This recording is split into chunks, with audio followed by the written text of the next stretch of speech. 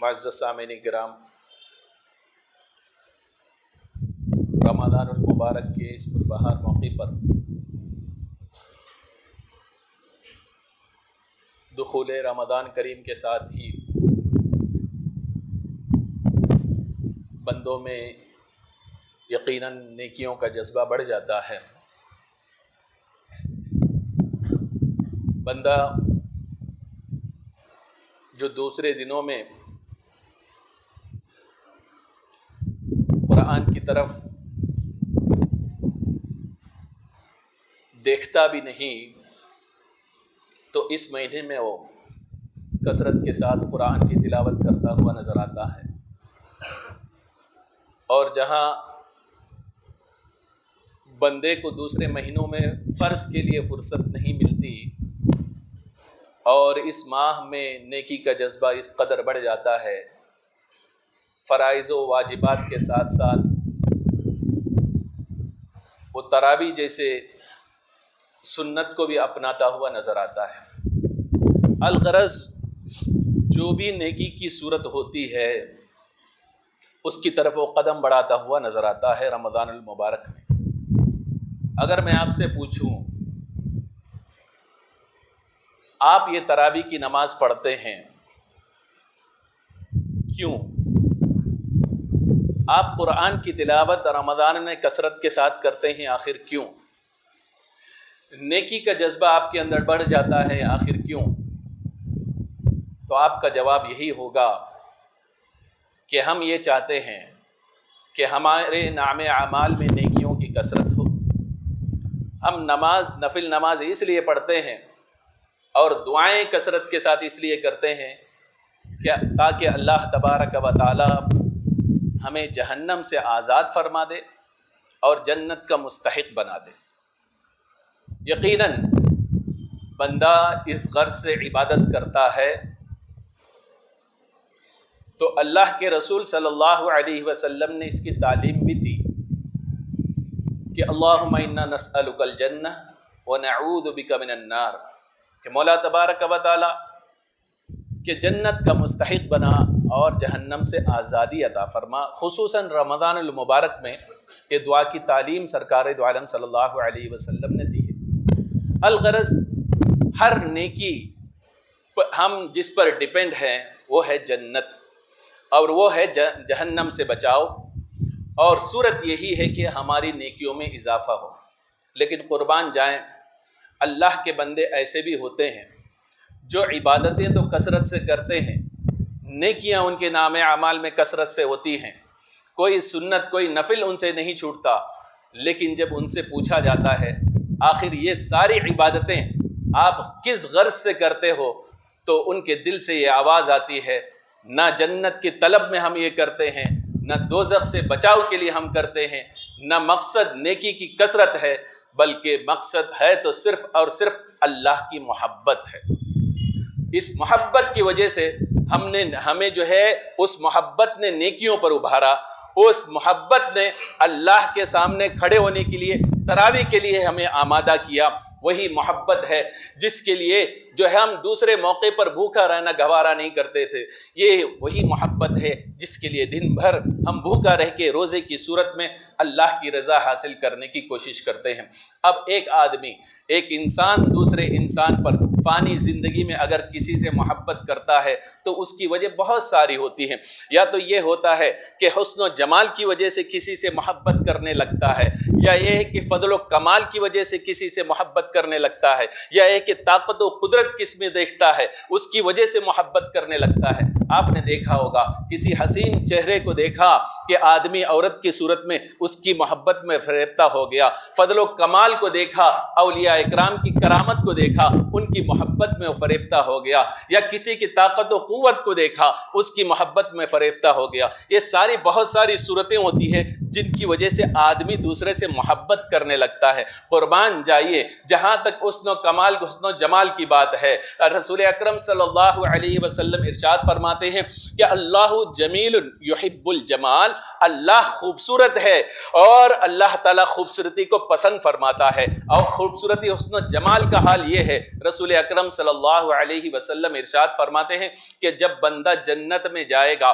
اور اپنے محل سے وہ جو ہے بازار کی طرف نکلے گا، اور چونکہ جنت میں ہر کوئی خوبصورت ہوگا، اور جب بازار کی طرف نکلے گا اور جا کر واپس آئے گا، اس کے گھر والے، اس کی بیوی دیکھ کے حیران رہ جائے گی اور پوچھے گی یہ کیا صورت ہے آپ کی کہ جاتے وقت آپ کی یہ خوبصورتی نہیں تھی، لیکن جب واپس آپ پلٹ رہے ہیں آپ کی خوبصورتی بڑھ چکی ہے، نورانیت چکا چوند ہو چکی ہے، اور پورا جو ہے ماحول، گرد و پیش کا ماحول آپ کی خوبصورتی کی وجہ سے نورانی بن چکا ہے. آخر وجہ کیا ہے؟ تو کہتا ہے کہ وجہ کوئی نہیں بلکہ اللہ تبارک و تعالیٰ نے اپنے دیدار سے ہمیں مشرف فرمایا ہے. تو بتانے کا مقصد یہ ہے کہ جس کی دیدار سے کہ آدمی کا حسن بڑھ جاتا ہے، جس کو دیکھنے سے آدمی کی خوبصورت بڑھ جاتی ہے، تو اب آپ خود سوچیں اس رب کائنات کی خوبصورتی کا عالم کیا ہوگا کہ جس کو دیکھنے سے آدمی کی خوبصورتی بڑھ جائے، یقیناً وہ حسن و جمال والا ہے. اور رب کی قدرت، فضل و کمال کا تو پوچھنا ہی کیا.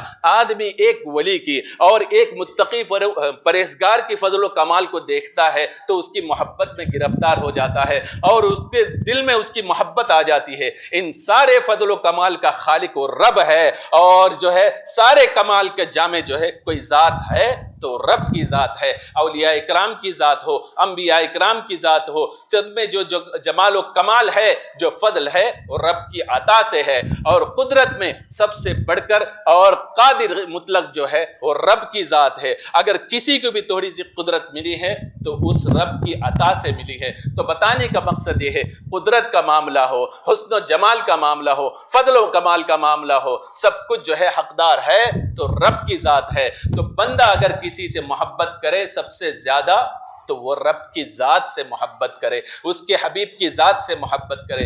اب جب بندہ محبت تو کرتا ہے، اس کی علامتیں بھی کچھ ہوتی ہیں کہ آدمی کیسے پہچانا جائے کہ محبت کی علامتیں بھی ہوتی ہیں. حضرت عبداللہ بن سہل رضی اللہ تعالیٰ عنہ فرماتے ہیں، امام قرطبی رضی اللہ تعالیٰ عنہ اپنے تفسیر میں اس کو نقل فرمایا، آپ سے پوچھا گیا رب کی محبت کی علامت کیا ہے؟ آپ نے ارشاد فرمایا رب کی محبت کی علامت قرآن سے محبت کرنا ہے. پوچھا گیا قرآن سے محبت کی علامت کیا ہے؟ آپ نے فرمایا رسول اکرم صلی اللہ علیہ وسلم سے محبت کرنا ہے. پوچھا گیا رسول اکرم سے محبت کی علامت کیا ہے؟ آپ نے فرمایا رسول اللہ کی سنت سے محبت کرنا ہے، سنت کو اپنانا ہے. آپ سے پوچھا گیا رسول اللہ کی سنت سے محبت کی علامت کیا ہے؟ تو آپ نے فرمایا کہ آخرت سے محبت کرنا یہ رسول اللہ کی سنت کی محبت کی علامت ہے. آپ سے پوچھا گیا کہ آخرت کی محبت کی علامت کیا ہے؟ آپ نے فرمایا آخرت کی محبت کی علامت یہ ہے دنیا سے اتنا ہی حاصل کیا جائے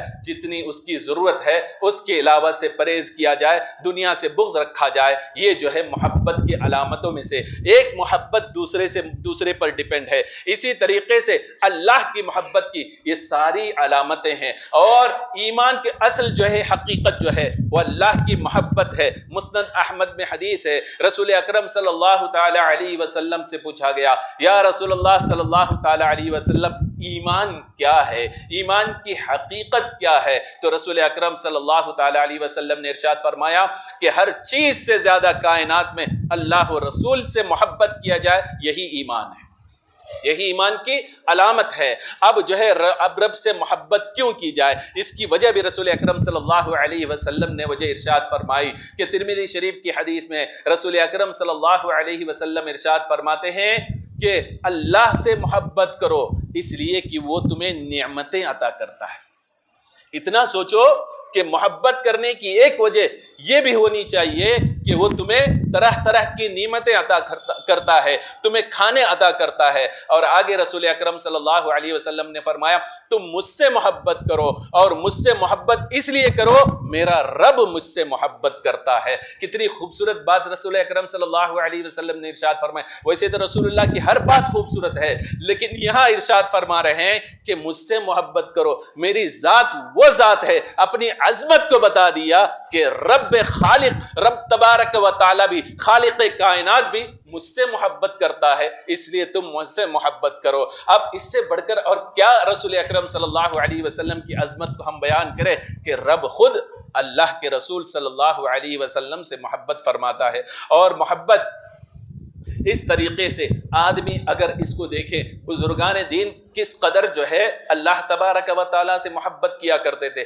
کئی طریقے کے لوگ ہوتے ہیں، امام قرطبی رضی اللہ تعالیٰ عنہ، امام رازی رضی اللہ تعالیٰ عنہ نے بھی اس کو نقل فرمایا ہے۔ آپ فرماتے ہیں کہ عیسیٰ علیہ السلام ایک جگہ سے گزر رہے تھے تو آپ نے 3 لوگوں کو دیکھا، 3 شخص بیٹھے عبادت کر رہے تھے، تو ان کی کیفیت آپ نے بیان فرمائی، بہت ہی کمزور ہو چکے تھے عبادت کرتے کرتے، اور ان کا رنگ جو ہے وہ اڑ چکا تھا۔ آپ نے ان سے پوچھا کہ کیا بات ہے، تم نحیف و ناتواں ہو چکے ہو، تمہارا رنگ بدل چکا ہے، وجہ کیا ہے؟ تو کہنے لگے جہنم کے خوف نے ہمیں یہ حال بنا رکھا ہے، ہم اللہ سے جہنم سے پناہ چاہتے ہیں۔ تو حضرت عیسیٰ علیہ السلام نے فرمایا کہ جس کی وجہ سے تم نے اپنی صحت کی یہ حالت بنا کے رکھی ہے، اللہ پر حق ہے تم کو جہنم سے آزاد کریں۔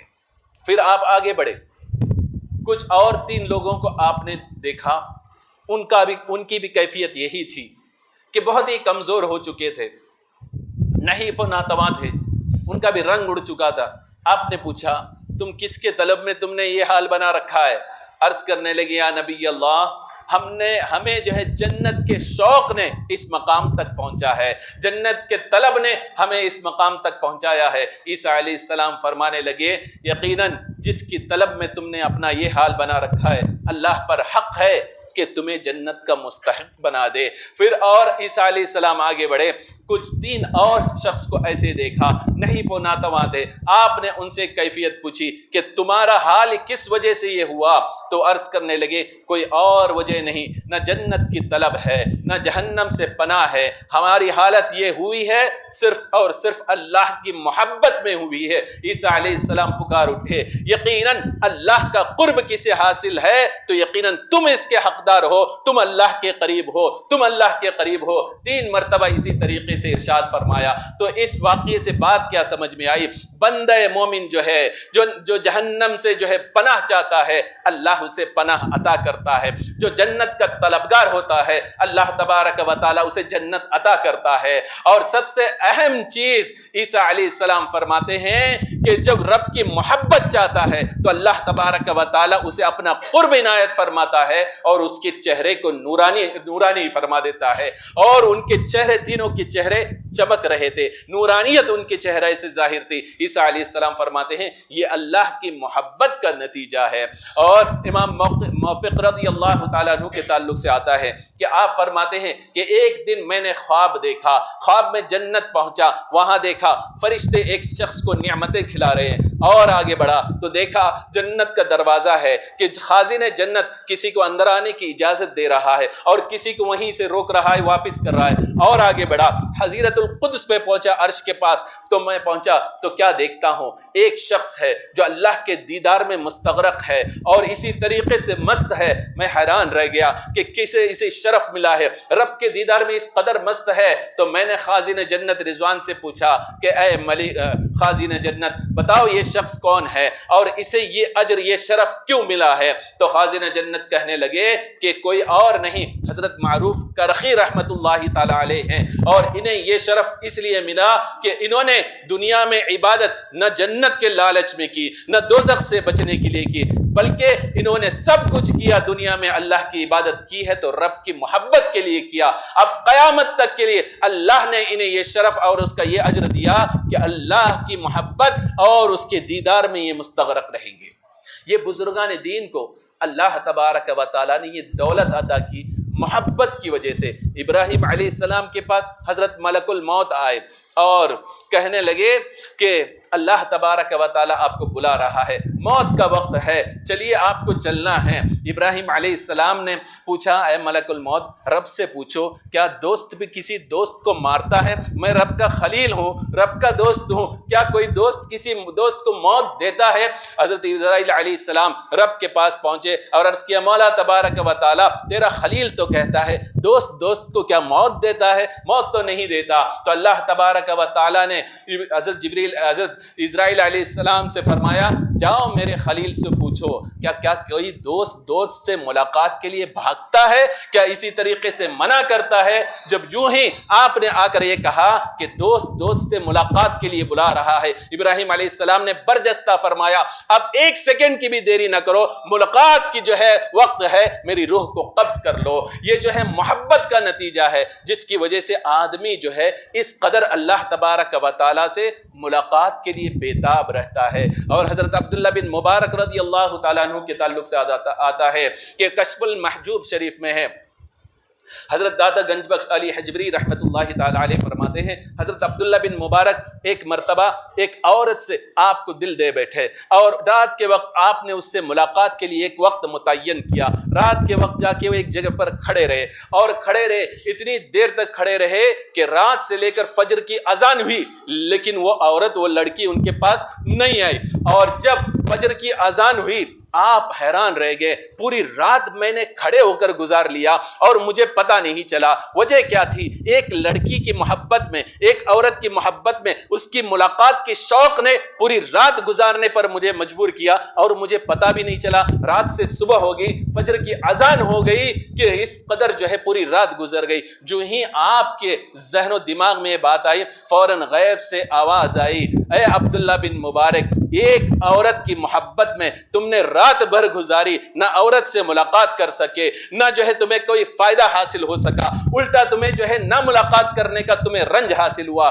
کاش تم اللہ کی محبت میں قیام کرتے تو اللہ تبارک و تعالی تمہیں اپنے قرب سے نوازتا. جو ہی یہ غیبی آواز سنی فوراً رب مسجد میں گئے, توبہ کی, گڑ گڑا کر رب تبارک و تعالی کی بارگاہ میں دعا کی اور توبہ کرنے کے بعد آپ نے اپنے رخ کو بدل دیا. اب دنیا کی طرف سے دین کی طرف اس طریقے سے آئے. امام ابو حنیفہ رضی اللہ تعالیٰ عنہ کی شاگردی اختیار کی, رات بھر رب کی محبت میں قیام کرتے اور دن بھر روزہ رکھا کرتے تھے. اس طریقے سے ایک دن ایسا ہوا گھر پہ نہ لوٹے تو ماں پریشان ہو گئی, میرا بیٹا عبداللہ بن مبارک کہاں چلا گیا. ڈھونڈتے ہوئے لوگوں سے پوچھا, لوگوں نے کہا کبھی کبھی وہ اس باغ میں تشریف لے جاتے ہیں, جائیے وہاں دیکھیے. ماں دوڑتی ہوئی باغ میں گئی تو کیا دیکھتی ہے کہ حضرت عبداللہ بن مبارک رضی اللہ تعالیٰ عنہ آرام سے سوئے ہوئے زمین پر, اور ایک زہریلا سانپ پتا لے کر پتا لے کر مکھیاں بھگا رہا ہے اور آپ کی حفاظت پر معمور ہے. ماں دیکھ کے حیران رہ گئی, میرا بیٹا کس مقام پر پہنچا ہے.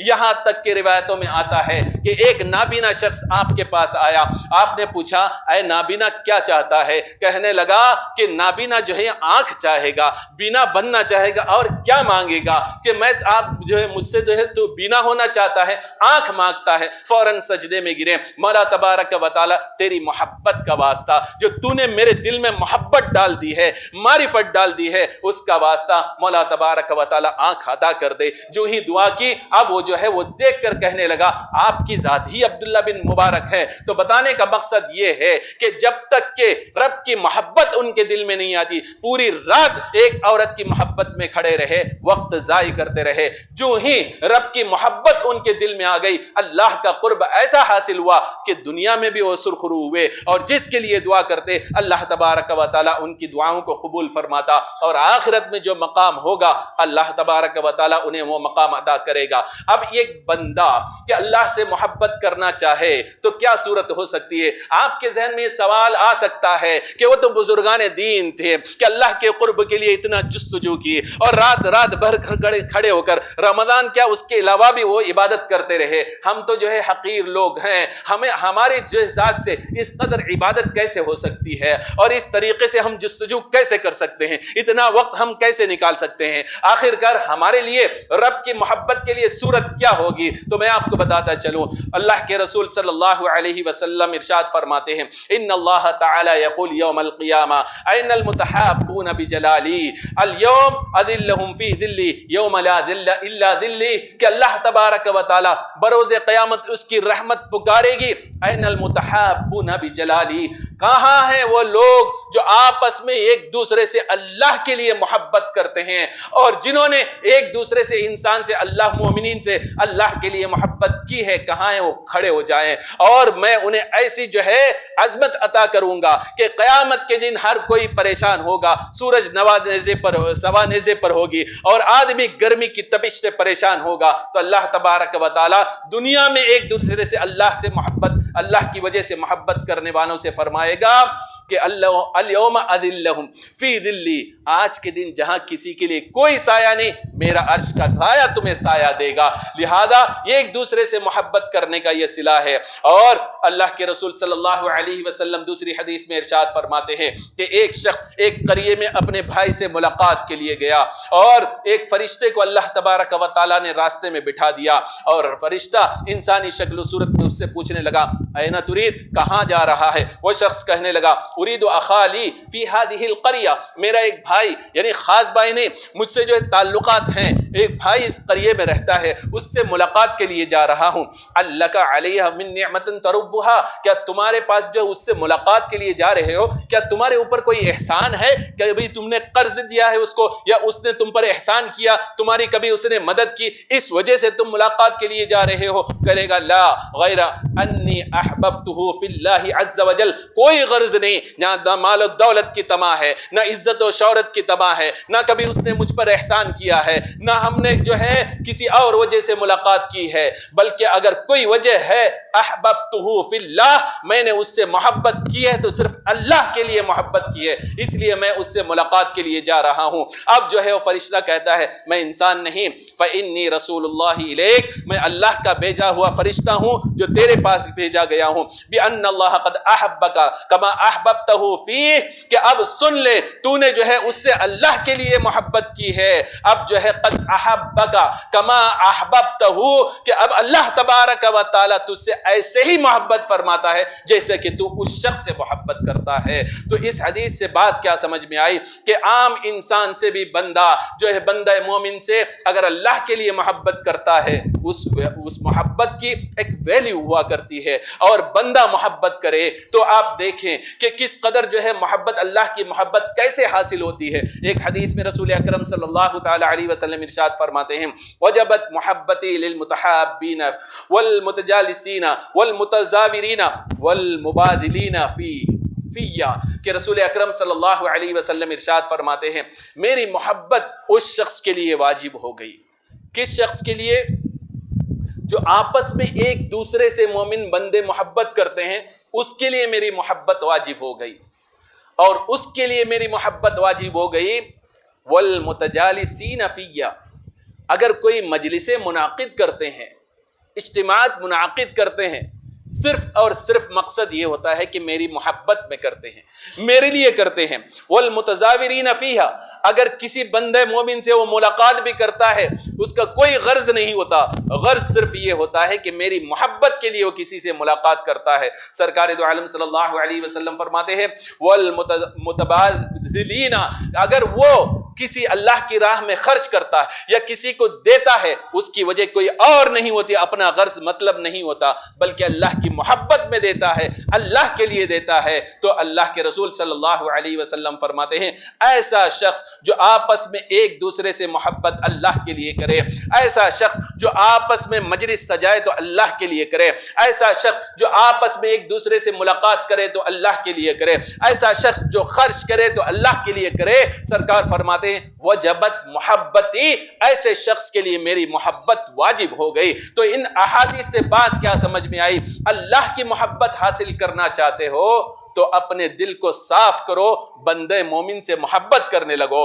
اور محبت کسی بندے مومن سے کرو تو کسی غرض سے نہ کرو کہ کبھی آپ پر وہ اس نے احسان کیا تھا، یا یہ کہ آپ قرض لے رہے ہیں اس وجہ سے آپ ان سے محبت کر رہے ہیں، یا کوئی اور وجہ ہے کہ آپ کے بیٹے کے لیے اس نے جو ہے کوئی احسان کیا تھا، بلکہ بندوں سے محبت کرو تو اپنے دل کو کینے سے صاف کر کے، صاف دل ہو کر اس کی زیارت، اس کے لیے، اس کی ملاقات کے لیے جاؤ، تو اللہ کے لیے کرو. جیسے کہ فرشتے اللہ نے متعین کیا، اپنے دوست کی ملاقات کے لیے جا رہا تھا اور اس فرشتے نے بتا دیا کہ تم ظاہراً ایک بندے مومن سے محبت کر رہے ہو، لیکن غرض جو ہے اللہ کی محبت ہے اور اللہ کے لیے جا رہے ہو، تو ایسے شخص سے اللہ محبت کرتا ہے. تو رمضان المبارک میں عبادت کے ذریعے اور جو ہے اس طریقے سے قرآن کی تلاوت کے ذریعے اپنے آپ کو گناہوں سے محفوظ رکھیے. آپ نے اپنے دل کو جو ہے گندگی سے صاف کیا، اللہ کی محبت کے لیے اپنے دل کو صاف کیا اور جو ہے آپ کے دل میں اللہ کی محبت آ گئی. تو اب کیا چاہیے؟ تو آپ جو بھی کام کرو اللہ کی ذات کے لیے کرو. تو یقیناً پریکٹس تو ہو گئی. اب رمضان المبارک کے بعد اس پریکٹس کو جو ہے آپ جو ہے تجربے میں لاؤ، اپنے عمل میں لاؤ، تو انشاءاللہ تبارک و تعالی یہ چیز آپ کے لیے کام آئے گی. اور رسول اکرم صلی اللہ علیہ وسلم کے پاس ایک شخص آئے اور عرض کرنے لگے، یا رسول اللہ صلی اللہ علیہ وسلم، کوئی ایسا نسخہ اور عمل بتائیے جس کی وجہ سے اللہ تعالیٰ مجھ سے محبت کرنے لگے. کوئی ایسا نسخہ بتائیے جس کی وجہ سے لوگ مجھ سے محبت کرنے لگے. رسول اکرم صلی اللہ علیہ وسلم نے آسان سا نسخہ بتا دیا. سرکار دو عالم صلی اللہ علیہ وسلم نے فرمایا، اگر تم چاہتے ہو کہ اللہ تم سے محبت کرو تو دنیا دل سے نکال دو، دنیا کو دور کرو، اللہ تم سے محبت کرنے لگے گا. اگر تم چاہتے ہو کہ لوگ تم سے محبت کرے، لوگوں کے ہاتھ میں جو دولت ہے اس سے بے نیاز ہو جاؤ اور لوگ تم سے محبت کرنے لگے. یعنی فارمولا بتا دیا. زیادہ دنیا کے پیچھے پڑو گے تو اللہ کی محبت حاصل نہیں ہوگی. دنیا انسان کے لیے ضرورت ہے، اس لیے کہ دین کا کام کرنے کے لیے بھی بغیر دینار و درہم کے دین کا کام بھی نہیں چلے گا. نہ پیسہ نہیں مسجد بھی نہیں بنا سکتے، پیسہ نہیں اپنے بیوی کو بچوں کو پال بھی نہیں سکتے، پیسہ نہیں دین کا کام کوئی بھی نہیں کر سکتے. لہذا دنیا کمانا ہے، اس کمائی کو حلال بنانا ہے اور صرف اس کا مقصد صرف اور صرف یہ ہونا چاہیے کہ اللہ کے لیے کما رہے ہیں، اللہ کی محبت کے لیے کما رہے ہیں. اور ایک حدیث میں رسول اکرم صلی اللہ علیہ وسلم نے فرمایا کہ اللہ کی محبت اس طریقے سے حاصل ہوتی ہے، اگر تنگ دست بھی ہو بندہ، کسی کے سامنے ہاتھ نہ پھیلائے اور وہ عیالدار بھی ہو، تو اللہ تعالیٰ ایسے بندوں سے محبت فرماتا ہے جو ہاتھ جو ہے دوسرے بندوں کے سامنے پھیلاتا نہیں. اب کیا دنیا میں ایسے لوگ بھی ہیں جن سے اللہ محبت نہیں کرتا؟ اللہ بچائے، ہم سب کو محفوظ رکھے. قرآن میں اس کی مثالیں دی گئی ہے. اللہ تبارک و تعالی قرآن مجید میں ارشاد فرماتا ہے، وَلَا تَعْتَدُوا إِنَّ اللَّهَ لَا يُحِبُّ الْمُعْتَدِينَ. حد سے بڑھنے والے نہ بنو، اس لیے کہ حد سے تجاوز کرنے والوں سے اللہ تعالیٰ محبت نہیں کرتا. دوسری آیت میں اللہ تبارک و تعالیٰ نے فرمایا، وَاللَّهُ لَا يُحِبُّ كُلَّ كَفَّارٍ أَثِيمٍ، کہ اللہ تبارک و تعالیٰ کسی ناشکرے سے محبت نہیں کرتا اور گنہگار سے محبت نہیں کرتا. اللہ تعالیٰ قرآن مجید میں ارشاد فرماتا ہے، وَاللَّهُ لَا يُحِبُّ الظَّالِمِينَ، ظالم نہ بنو، اس لیے کہ ظالم سے اللہ تبارک و تعالیٰ محبت نہیں فرماتا. آگے اللہ تعالیٰ فرماتا ہے، ان اللہ لا يحب من كان خوانا اثیما، کہ تم جو ہے خائن نہ بنو، کسی کے مال میں خیانت نہ کرنے والا بنو، اس لیے کہ خیانت کرنے والے سے اللہ تبارک و تعالیٰ محبت نہیں فرماتا. اور لا يحب اللہ الجہر بالسوء من القول، کہ اللہ تبارک و تعالیٰ اس شخص سے محبت نہیں کرتا جو کسی بری بات کو آشکارا کرے، بری بات کو پھیلائے، اس سے اللہ تعالیٰ محبت نہیں فرماتا. اور اللہ تعالیٰ فرماتا ہے، واللہ لا يحب المفسدین، زمین میں جو فساد پھیلاتے ہیں، دوسروں کے سکون کو جو غارت کرتے ہیں، اللہ تعالیٰ ایسوں سے محبت نہیں فرماتا. اور اللہ تعالیٰ فرماتا ہے، ولا تسرفوا ان اللہ لا يحب المسرفین، اور اسراف نہ کرو، اس لیے کہ اسراف کرنا اس سے اللہ تبارک و تعالیٰ پسند نہیں فرماتا. انہ لا يحب المستکبرین، کہ جو تکبر کرنے والا ہے اللہ تعالیٰ تکبر کرنے والے کو پسند نہیں فرماتا. ان اللہ لا يحب كل مختال فخور، بے شک اکڑ کر چلنے والا اور تکبر گھمنڈ کرنے والے کو اللہ تبارک و تعالیٰ پسند نہیں فرماتا. الغرض بہت ساری چیزیں ایسی ہے. اور ایک حدیث میں رسول اکرم صلی اللہ علیہ وسلم نے فرمایا، جو ماں باپ کا نافرمان ہے اللہ اس سے محبت نہیں فرماتا. ایک حدیث میں طبرانی کی حدیث میں ہے کہ جو بندہ بدخلق ہو، جس کا کیریکٹر گرا ہوا ہو، لوگ اس سے جو ہے کیریکٹر کی وجہ سے اسے گن کرتے ہو اور جو ہے وہ بد زبان ہو، ایسے شخص سے اللہ محبت نہیں کرتا. اب ان ساری فہرست کو آپ ایک جگہ رکھیں، جن سے اللہ محبت کرتا ہے اور جن سے اللہ محبت نہیں کرتا. اگر انہی چیز کو اپنا لو کہ انہی چیز سے باز رہنا شروع کرو کہ اللہ ظالمین سے محبت نہیں کرتا، اللہ اسراف کرنے والوں سے محبت نہیں کرتا، اللہ تکبر کرنے والوں سے محبت نہیں کرتا، اللہ ماں باپ کے نافرمان سے محبت نہیں کرتا، اور اللہ بدخلق بد زبان سے محبت نہیں کرتا۔ تو اپنے جو ہے کیریکٹر سے انہی چیز کو نکال دو اور بندوں سے اللہ کے لیے محبت کرنے لگ جاؤ، یقیناً اللہ اپنی محبت کو تمہارے دل میں ڈال دے گا۔ اور یہ چیز جو ہے آسانی سے کسی کو میسر نہیں آتی، یہ سمجھ جائے۔ یہ جو ہے امام معروف کرخی رضی اللہ تعالیٰ عنہ فرماتے ہیں، یہ محبت جو ہوتی ہے گاڈ گفٹڈ ہوتی ہے، اللہ کا تحفہ ہوا کرتا ہے، اس کا فضل ہوا کرتا ہے۔ لہذا رمضان المبارک کا بہترین موقع تھا، اپنے دل کو جو ہے ساری کدورتوں سے، نفرتوں سے، گندگیوں سے آپ نے پاک کیا ہے، تو اس کو سنبھال کے رکھو۔ رمضان جو ہے آخری گزرنے والا ہے، اور سنبھال کے رکھے، ایک دوسرے سے محبت کرنے لگ جاؤ، اللہ کی محبت حاصل ہو جائے گی۔ لیکن ایک بات ذہن میں رکھے، وہ یہ ہے کہ اللہ کی محبت کا دعویٰ کرنے والا ہزار دعویٰ کرے، لیکن اگر وہ رسول سے محبت نہ کرتا ہو، اس کی جو ہے اس کا دعویٰ بیکار ہے۔ اس لیے کہ یہودیوں نے یہی دعویٰ کیا تھا کہ رسول کی طرف آؤ، تو انہوں نے کہا تھا نحن احباء اللہ، کہ وہ ابناء اللہ، کہ ہم جو ہے کہ اللہ کے بیٹے ہیں اور اللہ سے محبت کرنے والے ہیں۔ نحن ابناء اللہ و احباہ، اللہ کے بیٹے ہیں تو اللہ ہم سے محبت فرماتے ہیں، محبت فرماتا ہے۔ تو اللہ تبارک و تعالیٰ نے جو محبت کا صرف اللہ سے محبت کا دعویٰ کرتے ہیں، حبیب کو چھوڑ کر ان کے دعوے کی جو ہے تردید فرمائی، اور فرمایا قل ان کنتم تحبون اللہ فاتبعونی یحببکم اللہ۔ اے میری محبت کا دعویٰ کرنے والے، دم مرنے والے، سنو، میری محبت کا دم مرنا چاہتے ہو، میری محبت کا دعویٰ کرنا چاہتے ہو، میری محبت کو اپنے دل میں بسانا چاہتے ہو، اور تم چاہتے ہو کہ اللہ تم سے محبت کرے، کہیں اور جانے کی ضرورت نہیں، فاتبعونی، میرے حبیب سے محبت کرنے لگ جاؤ، میرے حبیب کی اتباع کرو، یحببکم اللہ، اللہ تم سے محبت کرنے لگے گا۔ تو بات کے سمجھ میں آئی کہ جب تک کہ حبیب کے دربار میں نہ آؤ، جب تک کہ حبیب کی اتباع نہ کرو، جب تک کہ حبیب کو فالو نہ کرو، جب تک کہ حبیب کی سنتوں کو اپناؤ نہیں، حبیب کی محبت جب تک کہ تم دل میں نہیں ڈالو گے،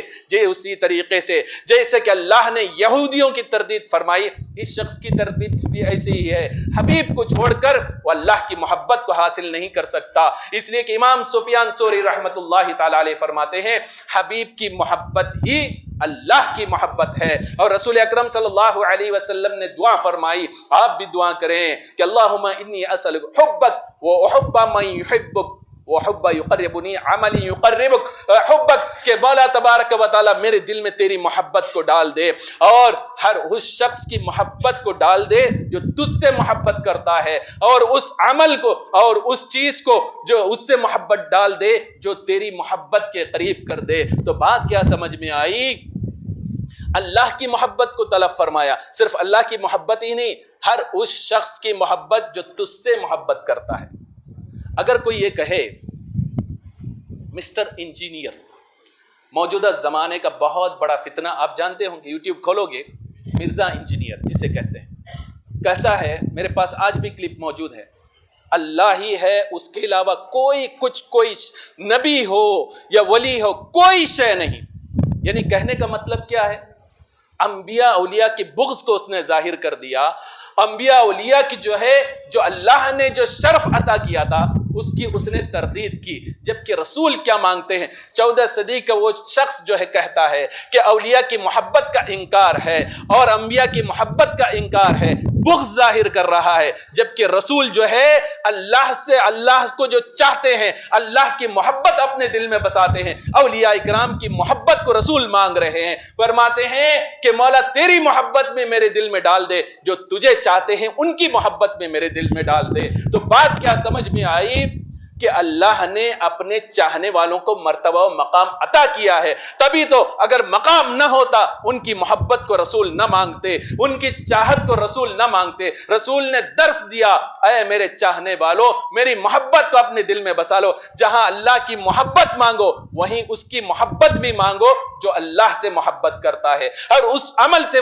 بھی محبت کرو جو اللہ کی محبت کے قریب کرنے والا ہے۔ تو بات یہ سمجھ میں آئی، یقیناً اللہ کی ذات پاس سب کچھ ہے، لیکن مومنین، مقربین، انبیاء اکرام، اولیاء اکرام کی ذات کو بھی اللہ تبارک و تعالیٰ نے مقام و مرتبہ عطا کیا، اللہ کی عطا سے مقام و مرتبہ ہے، اور لہذا محبت طلب کرو تو رسول کی محبت کے ذریعے اللہ کی محبت طلب کرو، تو انشاءاللہ تبارک و تعالی اللہ تبارک و تعالی آپ کے دل میں اپنی محبت ڈال دے گا۔ اللہ تبارک و تعالی ہم سب کو ہر وہ کام کرنے کی توفیق عطا فرمائے جو اللہ کی محبت سے قریب کر دے، اور ہر اس کام سے بچائے جو اللہ کی محبت سے دور کر دے۔ استغفر اللہ ربی من کل ذنب واتوب الیہ، وآخر دعوانا ان الحمد للہ رب العالمین۔